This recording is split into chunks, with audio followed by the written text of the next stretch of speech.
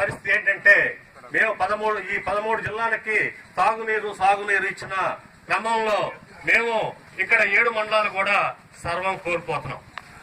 మేము భూమి కానీ అదే విధంగా పునరావాసం కానీ ఇక్కడ ఉన్న స్థానికత కోల్పోయి మేము జీవనోపాధి కూడా కోల్పోయి మేము దిక్కు తోసన పరిస్థితిలో ఉన్నాం. అలాంటి పరిస్థితిలో మాకు న్యాయం చేయండి. మాకు ఎకరానికి 15 లక్షల రూపాయలు తగ్గకుండా ఇవ్వండి.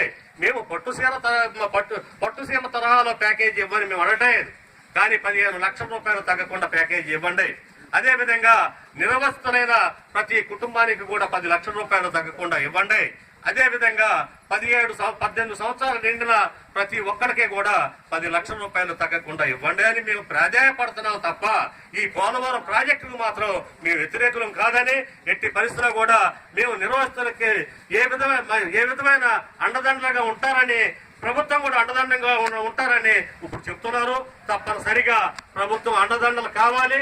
అదే విధంగా పోలవరం ప్రాజెక్టు కట్టవలసిందే. అది జాతీయ ప్రాజెక్టు కాబట్టి, రాష్ట్రానికి ఉపయోగపడే ప్రాజెక్టు కాబట్టి కట్టవలసిందే. కానీ సర్వం కోల్పోయే వాళ్ళకి మాకు న్యాయం చేయమని అడుగుతున్నాం. అది ముఖ్యమంత్రి గారి దృష్టిలో